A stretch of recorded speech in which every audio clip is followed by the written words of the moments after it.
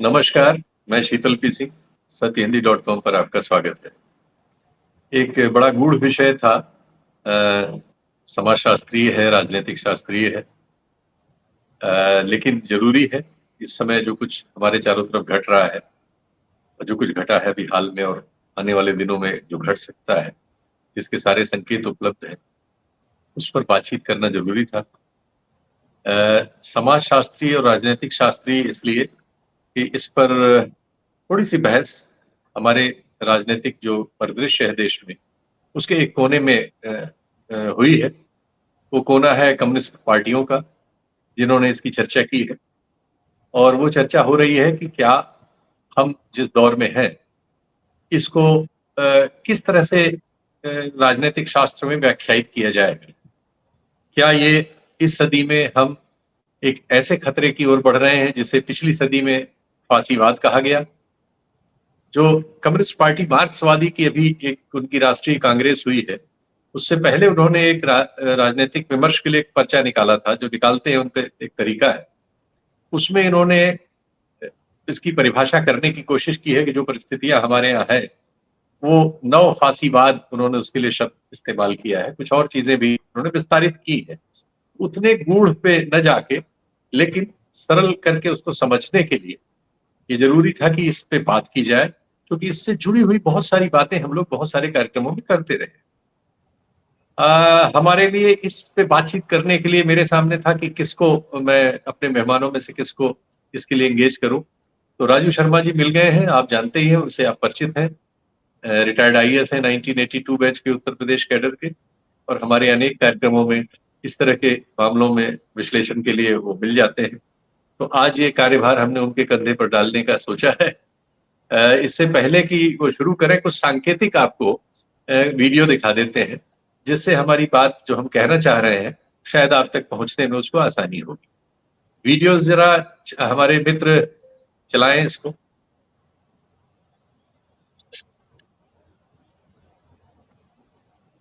इस वीडियो की आवाज़ हमने इसलिए म्यूट कर दी है, क्योंकि इसमें बहुत ऐसी भाषा और गाली-गलौज है, हिंसा के प्रयोग के लिए उकसाने जैसे बातें हैं, इसलिए हमने उसको देश है म्यूट किया है। कि जो लेकिन आप भी लोग इस मंदिर वीडियो के से साथ ये बाजार है, तो इसमें जो है ये होना नहीं चाहिए। पर हमारा क्या है, मंदिर का जो परिषद है ना, वो शुद्ध रहना चाहिए। मंदिर के जस्ट दीवार के साथ ये गलत है। मैं सनातन तो यही कहता है ना कि हम किसी को काट नहीं सकते। आप कहने वाली बात हो जाती है कि देवी को मीट चढ़ता है, वो एक मनगढ़ंत बातें हैं जो शास्त्रों में अभी तक कोई प्रूफ में नहीं है। जो मान रहा है, पर मंदिर के साथ जो चीज हो रही है ना, वो कहीं ना कहीं हमें सभी सनातनियों को ठेस पहुंचा रही है। कहते हैं इस बात में दिक्कत है तो मुझे बता दो। डीडीए की भी चूड़ियां कसी जाएगी, डीडीए कोई ऐसे भाग नहीं सकता। डीडीए ने जो गलतियां की है हम उसको भी सुधारेंगे।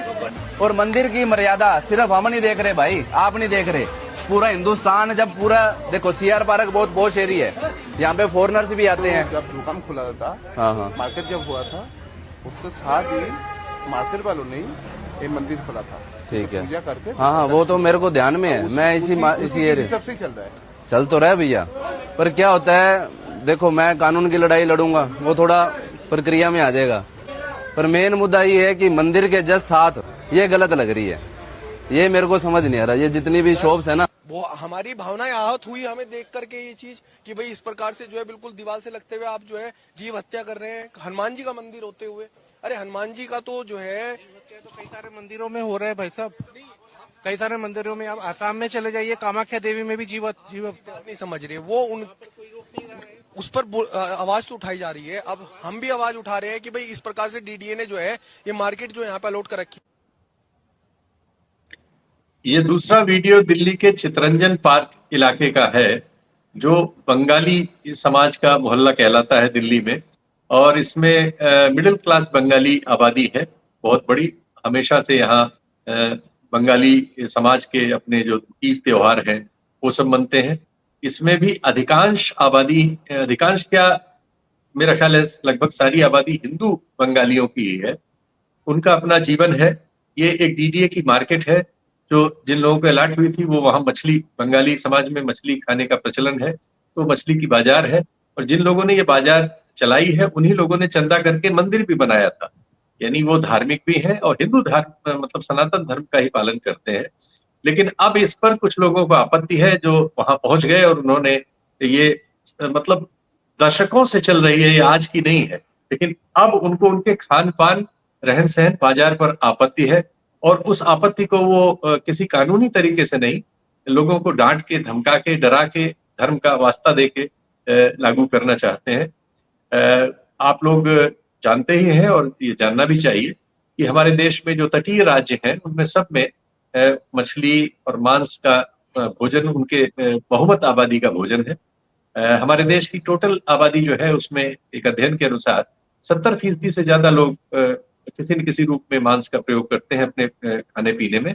30% लोग ऐसे हैं जो विभिन्न तरह से, विभिन्न कारणों से उससे असहमत होते हैं। लेकिन बहुमत आबादी खाना-पीने में उसके ये सब शामिल है। तो लेकिन अब इन सब चीज़ों को नियंत्रित करने वाले लोग सड़क पर आ चुके हैं। वो हमारे जीवन शैली को अपने जो उनकी राय है चीज़ों के बारे में, उस राय को चाहते हैं कि दूसरे लोग मानें। वो दूसरों की राय नहीं सुनते। किसी की सुनना नहीं है, उनको है कि उन्हीं की राय को आपको मानना है।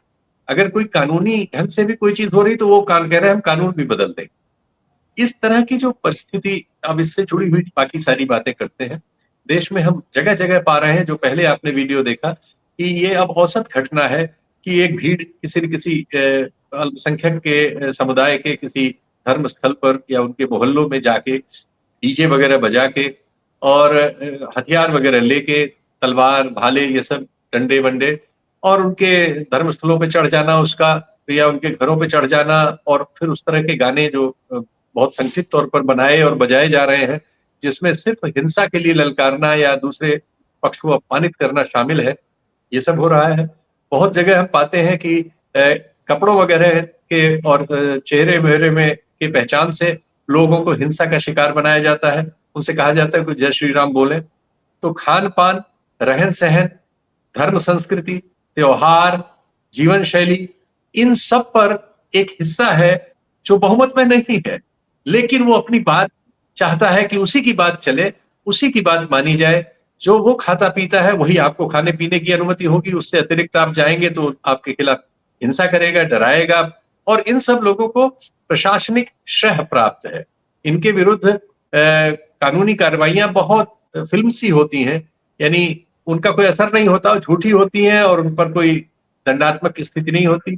जबकि इसके दूसरी तरफ अल्पसंख्यक हिस्सों के बहुत सारे मामलों में हम बहुत प्रशासनिक कार्रवाई करते हुए, बुलडोज़र वगैरह से उनका घर गिराते हुए, ऐसे कड़े कानूनों में उनको निरुद्ध करते हुए, उनके साथ मारपीट करते हुए और अगर वो प्रतिरोध करें तो उन पर सीधे गोली-वोली चलाने के लेवल तक जाने जैसा हम देखते हैं।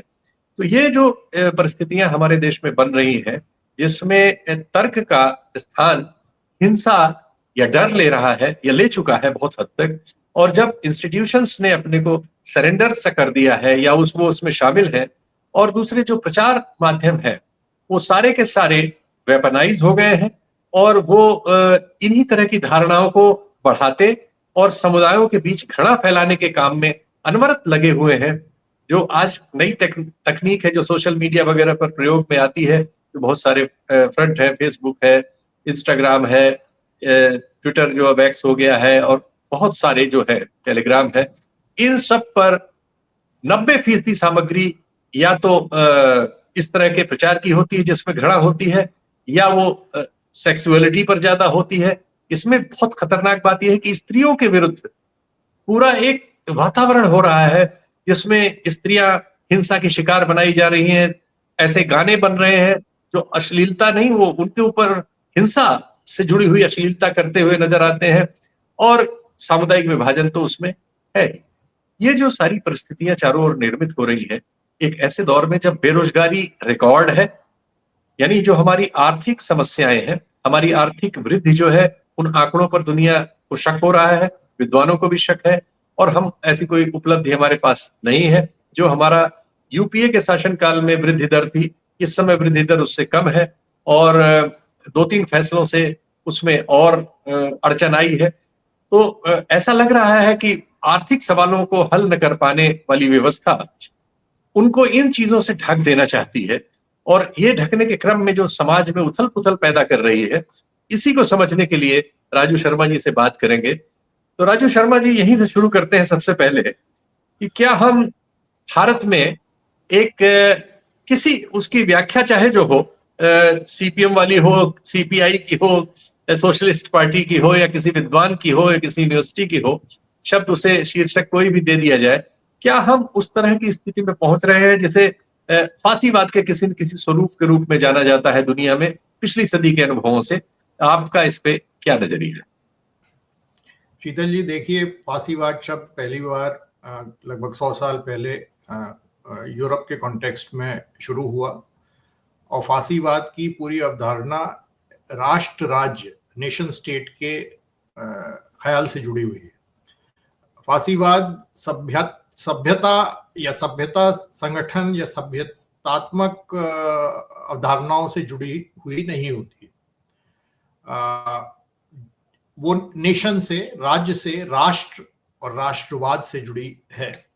अब आप किसी भी तरह से इसको परिभाषित कर लीजिए, जैसे कम्युनिस्ट पार्टी ने उसको नव फाशिज्म कहा या नियो फाशिज्म कहा, आप कह दीजिए Asian fascism, European fascism, Latin American fascism, लेकिन फांसीवाद, अगर प्रश्न ये है कि फांसीवादी संरचना कायम इस देश में हो रही है, तो उसका उत्तर है हाँ। और उसके अवयव जो हैं वो बिल्कुल स्पष्ट स्थापित हो गए हैं, केवल दिख नहीं रहे हैं, वो स्थापित हो गए हैं। और उसके अवयवों की यूरोप के कॉन्टेक्स्ट में सबसे बेहतरीन परिभाषा 14 सूत्रों में उम्बर्टो इको नाम के एक दार्शनिक ने दी थी कि 14 चीजें जब होती हैं तो वो फांसीवाद की बिल्कुल पक्की चीज है। ये 14 की 14 हमारे यहाँ टिक होंगी। उनका उत्तर हाँ होगा।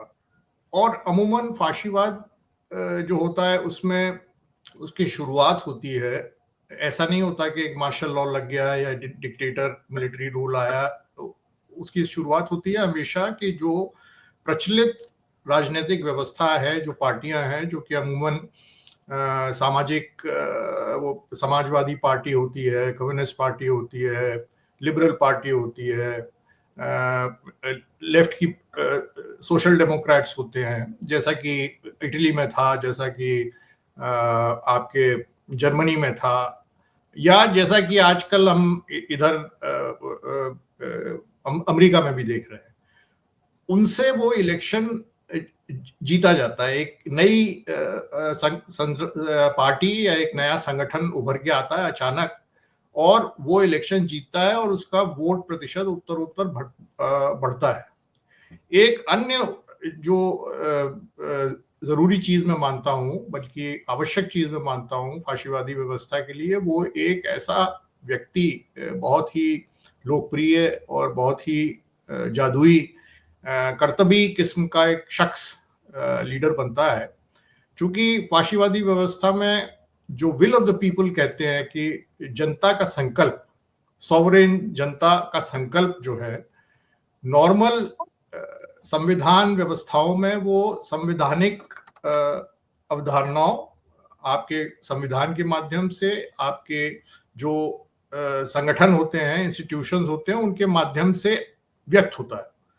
न्यायपालिका उसमें आ गई, उसमें कानून आ गया, उसमें बहुत सारे लॉज आ गए, उनके माध्यम से फ्री प्रेस आ गया, उसमें फ्री प्रेस आ गया, और एक रूल ऑफ लॉ और रूल बाय लॉ जिसे हम कहते हैं। हालांकि कानून का राज, कानून का राज, कानून का राज। लेकिन वेपनाइजेशन जो एक शब्द आया है, किसी चीज का को अस्त्र बना लेना, तो कानून का भी अस्त्र बनता है, जो कि फांसीवादी व्यवस्था की एक खास उपलब्धि आप कह सकते हैं है। तो वो जो विल ऑफ द पीपल है, जो जन संकल्प है, वो इन सारी बिखरी संरचनाओं की जगह उस व्यक्ति की के स्वर में, उसकी आवाज में, उसके कहने में सम्मिलित हो जाता है। और इसीलिए वो सारी जो व्यवस्थाएं हैं उनको तहस नहस करना, उनको तोड़ना, उनको खत्म करना। तो फांसीवाद में ये आवश्यक है कि आप इलेक्शन जीते, इलेक्शन आगे भी चलेगा। एक व्यवस्था इलेक्टोरल व्यवस्था होती है जिसमें वह व्यक्ति जो कि लीडर है उसके पास इतने वोट होते हैं, वो इतना लोकप्रिय रहता है और इस तरह से वो जन संकल्प को अपने में समाहित कर लेता है कि बाकी चीजें खत्म हो जाती है, गौण हो जाती है, या उनको एक विध्वंसी चीज के रूप में, एक दुश्मन के रूप में देखा जाता है। फासीवादी व्यवस्था में एक जरूरी चीज ये भी है कि एक दुश्मन करार करना बहुत जरूरी है। या तो कोई ख्याल दुश्मन बने, या कोई कौम दुश्मन बने, या कोई समुदाय या समूह दुश्मन बने। एक और बहुत जरूरी चीज फाशीवाद में होती है कि वो राष्ट्रवाद, राष्ट्र की परिकल्पना, राष्ट्र का गौरव और उसको प्राचीनता से जोड़ने और प्राचीन जो आपका इतिहास रहा है उसको उस आधार पे खंडित करने, उसको बदलने में भी विश्वास रखता है और उसमें लोगों को उलझाता है कि जो उस गौरव है उसका गुणगान कीजिए। तो उस तरह से वो एक मिलिट्री टाइप की सोच पैदा करता है जिसके अंदर हिंसा विराजी रहती है। फाशीवादी व्यवस्था में हमेशा समाज और जो एपरेटस जो रूल करता है उसमें हिंसा काफी मेजर मात्रा में होती है। अच्छा, ये बताइए कि भारतीय समाज में इसकी स्वीकार्यता जिसका इतना बड़ा लोकतांत्रिक इतिहास है 70-75 सालों का, ठीक है, एक आपातकाल का कुछ समय का 19 महीनों का वो हम उसे समझ लें, अपवाद देख लें, लेकिन इसके बावजूद हम चूंकि 75-77 साल एक लोकतांत्रिक देश के रूप में विकसित हुए हैं, इसमें इस तरह के विचार की स्वीकार्यता बढ़ी कैसे? क्या वजह आप इसकी समझते हैं? तो मैं ये कह रहा था कि केवल देश के परिप्रेक्ष्य से नहीं देखकर आपको ये अंतर्राष्ट्रीय परिप्रेक्ष्य में देखना पड़ेगा। कुल मिलाकर अगर मैं बहुत ही संक्षेप में कहूं तो 1945 के बाद द्वितीय विश्व युद्ध जब समाप्त हुआ तो एक विश्व व्यवस्था कायम हुई जिसे अमेरिका ने लीड किया, जिसमें जहां तक राजनीतिक व्यवस्था का प्रश्न है तो एक उदार लोकतंत्र का विकास हुआ और उसको माना गया कि ये सबसे अच्छी या सबसे उत्तम व्यवस्था है। उसको इतनी सफलता मिली कि एक महान इतिहासकार ने एंड ऑफ हिस्ट्री, इतिहास का अंत नामक एक पुस्तक लिखकर यह तक घोषित कर दिया है कि अब ये व्यवस्था फाइनल है, अब यही आगे सुदृढ़ होगी और बाकी चीजें जैसे आपका कम्युनिज्म है और ये सब है वो समाप्त हो गया है। और ये 1989 के बाद जब रूस का विघटन हुआ तब उसके कोल्ड वॉर के बाद की स्थिति है। लेकिन हुआ ये कि जो उदार लोकतंत्र व्यवस्थाएं थीं वो एक तरह से उसमें एलीट नेचर उनका, अभिजात नेचर उनका, प्रकृति उनकी बढ़ती गई और वो चूंकि लगातार राज कर रहे थे तो वो उनका रवैया भी उस तरह से हो गया। और दूसरी तरफ आपकी यूनियंस जैसे ट्रेड यूनियन होती हैं या कम्युनिस्ट मूवमेंट्स होती हैं, जो भी जमीनी संगठन की जो व्यवस्था होती है वो लगातार उनका ह्रास होता गया और उस पर उनके प्रति जब नव उदारवाद पिछले 40 साल से 50 साल से रेगन के समय से दुनिया की एकमात्र व्यवस्था एक तरह से ग्लोबल व्यवस्था बन गया, तो उसमें ये लगभग संरचनात्मक रूप में तय हो गया कि अब अमीरी और गरीबी का भेद बढ़ता जाएगा। जो पॉलिसी नीतियां बनेंगी वो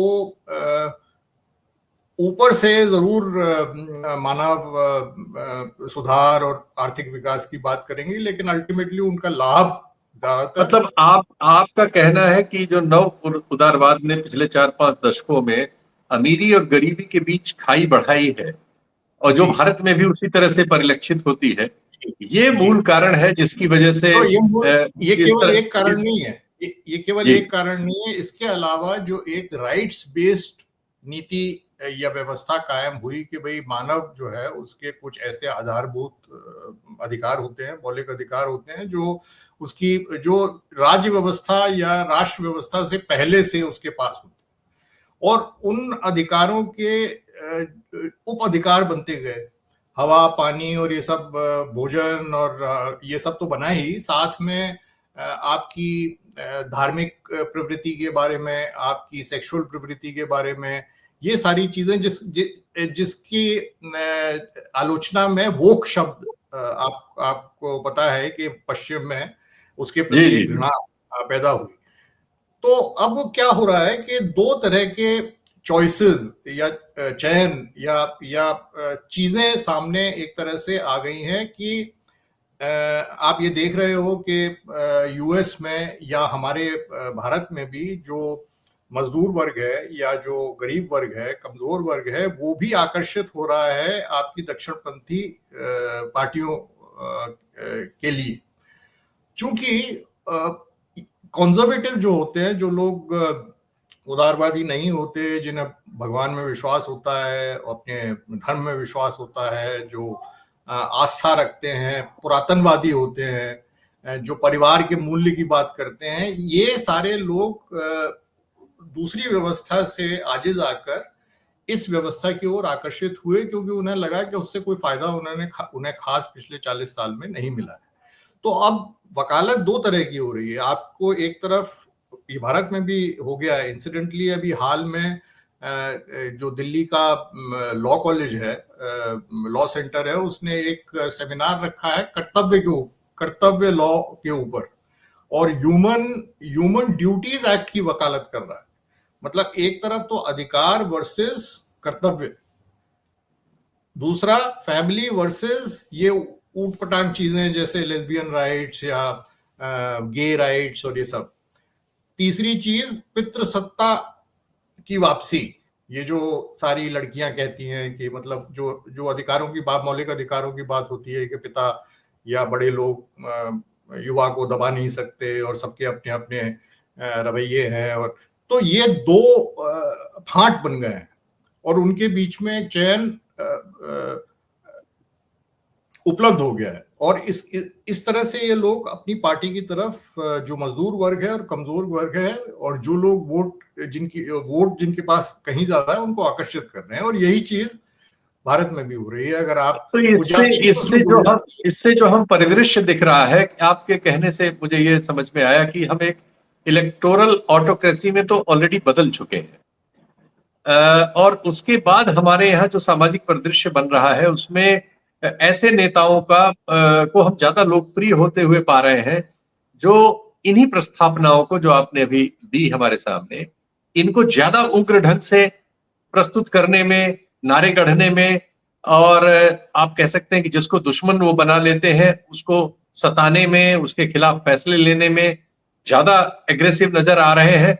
ऐसे नेता जैसे असम के मुख्यमंत्री हो, उत्तर प्रदेश के मुख्यमंत्री हो, या हमारे केंद्रीय गृह मंत्री हो, ऐसे लोगों को हम अब आने वाले दिनों में मोदी जी के विकल्प के तौर पर देख सकते हैं क्या? नहीं, मैं आपसे एक कदम आगे जाऊंगा। मैं ये कहूंगा कि कुछ चीजें अभी भी सुरक्षा के रूप में काम कर रही हैं। जैसे हमारी फेडरल व्यवस्था है, इलेक्शन, स्टेट का इलेक्शन भी होता है और सेंटर का इलेक्शन भी होता है। ये व्यवस्थाएं जिनको तोड़ने के प्रयास हो रहे हैं।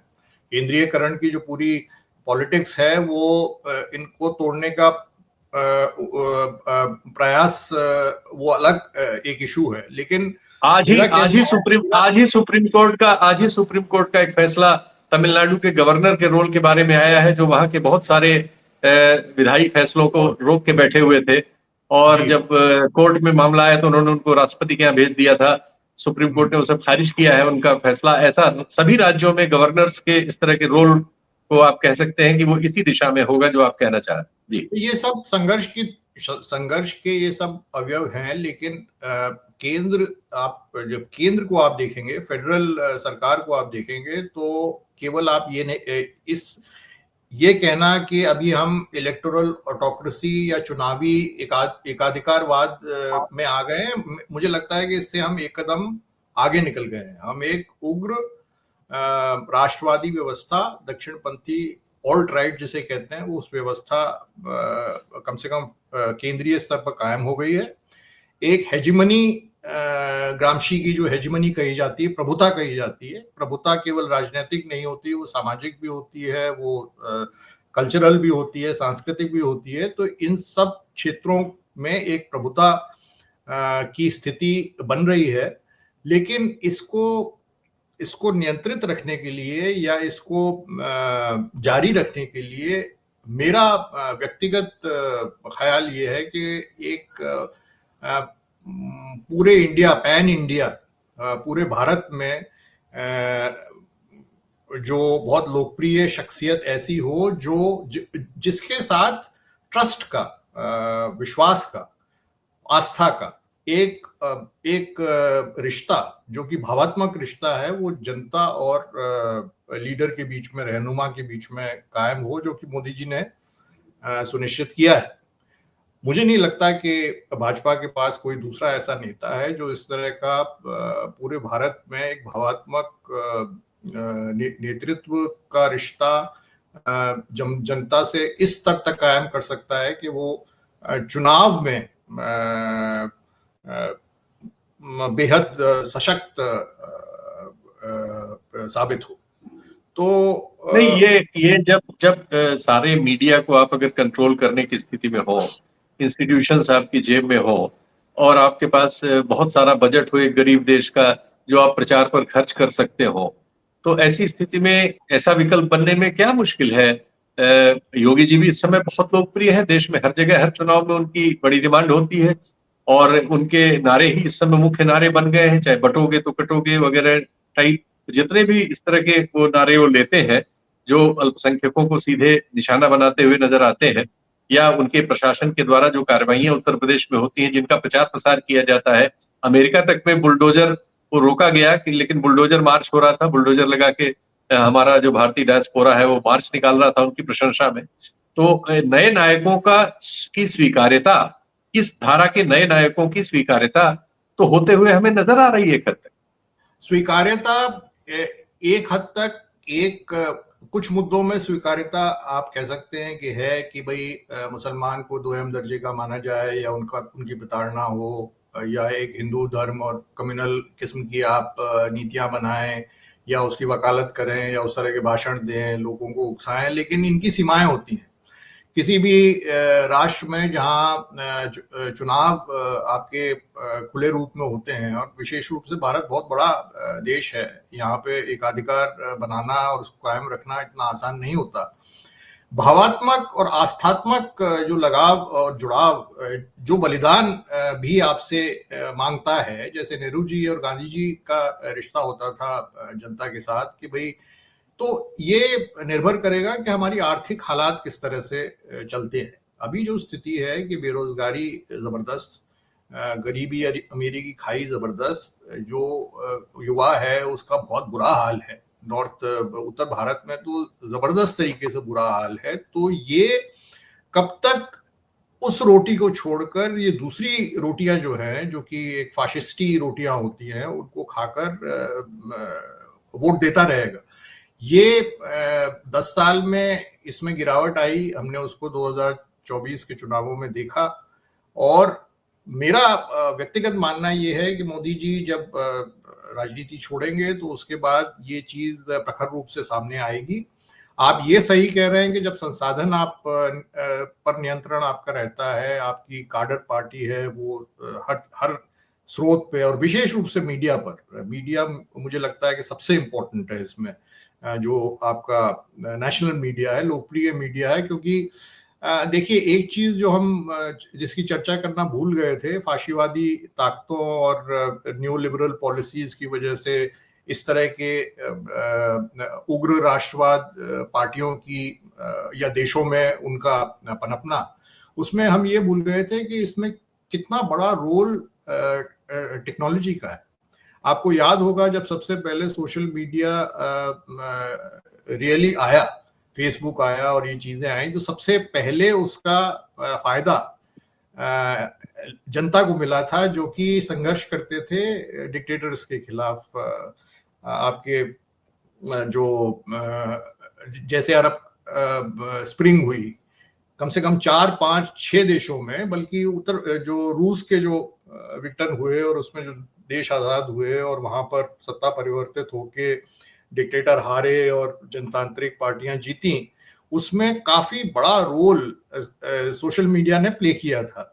लोग, चूंकि मैसेजिंग आसान हो गई थी, चीजें खुल गई थी, सूचनाएं बाहर आने लगी थी, लेकिन उतनी देर में जो दूसरी ताकतें थीं, जो कि उग्र राष्ट्रवाद वाली ताकतें थी, उन्होंने इस टेक्नोलॉजी को समझना शुरू किया और अब उसी टेक्नोलॉजी का भारी दुरुपयोग करके, या उपयोग कहो उनकी नजरिए से, उपयोग करके उन्होंने अपना सर्वस्व कायम किया है। तो इसमें वो रोल भी तो इस परिस्थिति में हमारे यहाँ जो एक बड़ी अल्पसंख्यक आबादी है, जो करीब 20% है, सारी आबादी क्रिश्चियन, सिख, मुस्लिम ये सब मिला जुला के 19-20% है, इनका क्या होगा?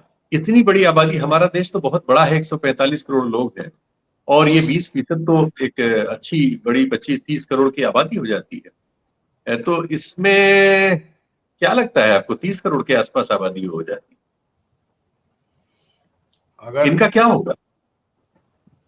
इनका जो हो रहा है वो तो हम देख रहे हैं ना। ये हर तरह से मैं जीवन इनका कठिन तो होता ही जा रहा है और होता चला जाएगा। आप अभी कुछ देश आपके दक्षिण के, भाई फर्क अगर आपको उम्मीद की दृष्टि से देखना है तो आप ये देखिए कि भाई दक्षिण भारत भी भारत है, उत्तर भारत भी भारत है। आप केरल चले जाइए, तमिलनाडु चले जाइए, मैं कहता हूँ तेलंगाना, आंध्र प्रदेश भी चले जाइए, तो वहां पे मुसलमान की स्थिति या हिंदुओं की उसके प्रति नजर, आप पॉलिटिक्स को छोड़ दीजिए, वो तो अपनी जगह चलती है, लेकिन दैनिक जीवन में जमीन आसमान का अंतर है आपके उत्तर भारत और जिस तरह के आपने वीडियो दिखाए। ये आपको कर्नाटक में तो जरूर कुछ इलाकों में आपको दिख जाएंगे, लेकिन ये आपको आंध्र प्रदेश में, आपको तेलंगाना में, हालांकि वो सब शुरू हो गया है, वहां पे भी इस तरह के उकसाने नहीं, सब जगह उतने बड़े पैमाने पर नहीं है, लेकिन ऐसा नहीं कहिए कि नहीं है, हो रहा है, सब जगहों में वो सब है। जी।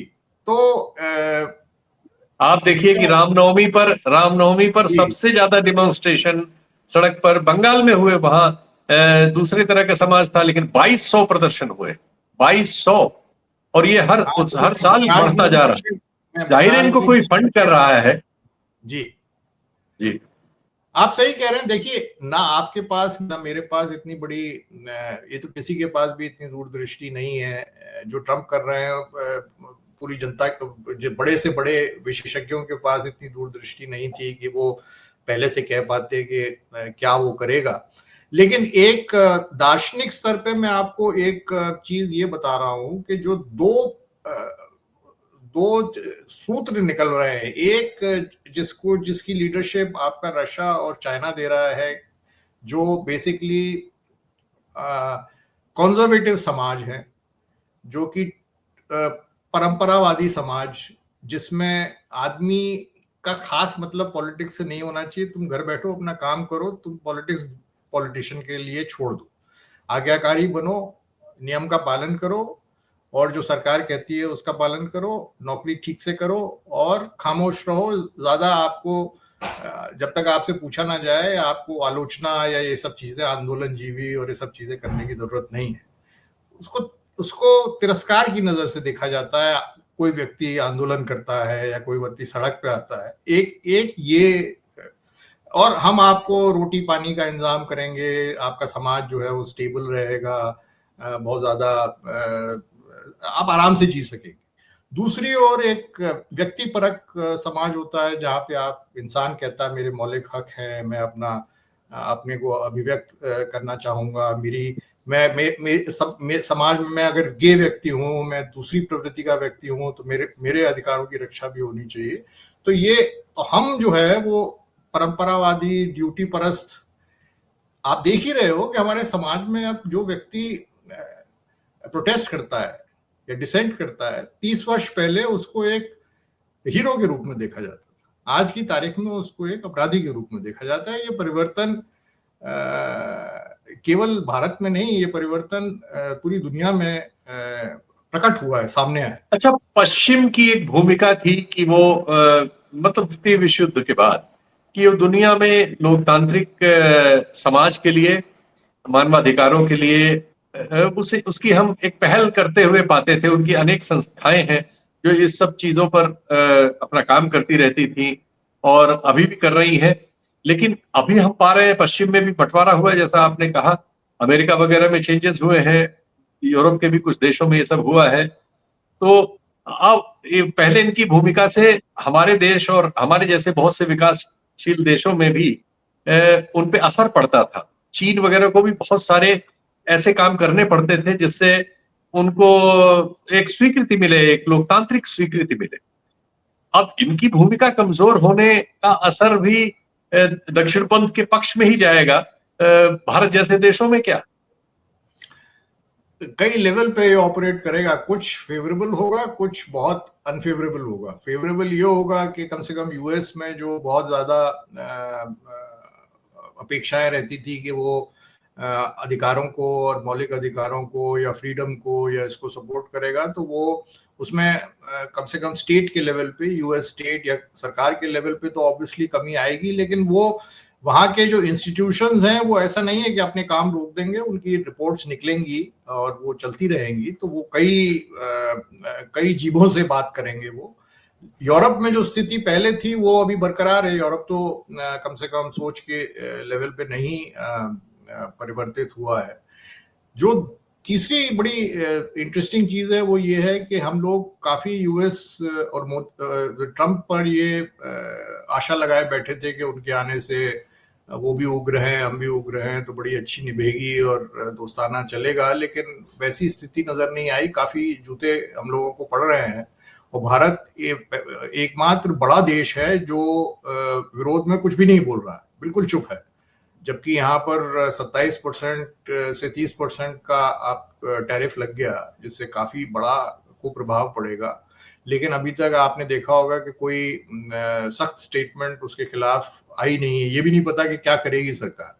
तो इसकी वजह से हमको चीन के साथ कम से कम आर्थिक लेवल पर उनके साथ समझौते करने पड़ेंगे या उनसे चीजें लेनी पड़ेंगी या उनके साथ संबंध सुदृढ़ करने पड़ेंगे। लेकिन हम पुराना हमारा जो रवैया रहा है पिछले 10 सालों में वो उसका ठीक विपरीत रहा है। तो अब हम ये उम्मीद नहीं कर सकते कि हम पूरी तरह से यूएस के एक अनुयायी बन जाएं, उनके क्वाड में शामिल हो जाएं, क्योंकि यूएस तो यूरोप का साथ छोड़ दिया है उसने। तो भारत को तो सामने कर देगा चीन के, और फिर उसके बाद ट्रम्प से तो ये अपेक्षा आप कर सकते हैं कि वो चीन के साथ समझौता कर लेगा और हम लटके रह जाएंगे, कहीं के भी नहीं रहेंगे। तो ये एक ये मार पड़ी। तो जो यूएस में बदलाव हुआ है उससे ऐसा नहीं हुआ कि भारत की, जैसे कहते हैं, वल्ले वल्ले हो गई। बहुत बहुत धन्यवाद, आपने समय दिया। बहुत ही क्लिष्ट विषय था, लेकिन उम्मीद है कि लेकिन वो सवाल आपने जो पूछा था, आई थिंक 1-2 मिनट उस पे आपका व्यू शायद अलग है। आप कहते हैं कि पोस्ट मोदी काल में या बहुत ही लोकप्रिय जो मेरे हिसाब से जो शताब्दी में एक बार पैदा होने वाले व्यक्तित्व मोदी जी का है, ये हमको मानना चाहिए। तो उनके संन्यास लेने के बाद या राजनीति छोड़ने के बाद या पटल से हटने के बाद जो नाम हमारे सामने हैं, जैसे योगी आदित्यनाथ का नाम है या अमित शाह जी का नाम है या कुछ और लोग, फडणवीस जी के नाम लेते हैं और लोग, जी फडणवीस जी का भी नाम आ गया। हाँ, लोग ये भी कहते हैं कि आरएसएस का अपना वर्चस्व है वगैरह। वो ठीक है अपनी जगह। ऐसा तो ऑब्वियसली हम सब लोग जानते ही हैं कि भाजपा अब वो पुरानी भाजपा नहीं है कि वो 2 सीट पे या 20 सीट पे आ जाए। वो 200-250 वाली पार्टी, तो 200 वाली पार्टी तो मोदी जी से पहले भी बन चुकी थी। मेरा ये कयास है और ये मेरी ये उम्मीद भी है कि भारत जैसे देश के लिए जो सबसे उम्मीद वाली चीज है वो ये है कि हम कोलिशन काल में दोबारा लौटें, जहां पे संयुक्त सरकारें चलें, बहुमत की स्थिति समाप्त हो जाए। और अगर कोई भगवान से वरदान मांग सकता है देश के लिए, तो ये वरदान मांगे कि प्रोपोर्शनल रिप्रेजेंटेशन हमारे यहाँ आ जाए, कि आपको जितने वोट का प्रतिशत मिला उस हिसाब से आपको सीट मिलेंगी। भाजपा को आज की तारीख में 35%, मोदी काल में भी 37% सीट मिलती है, वोट मिलता है। 37% सीट बहुत खुशी से बोले, लेकिन अगर 20% या 25% कांग्रेस को भी अगर वोट मिल रहा है तो वो भी 125 सीट का वो होना चाहिए, हकदार होना चाहिए। ऐसा अगर व्यवस्था कायम हो जाए, जिसकी मैं तो उम्मीद करता हूं कि ऐसा होगा या होना चाहिए, तो हमारे देश के अच्छे दिन शायद आने के चांसेस बढ़ जाएंगे।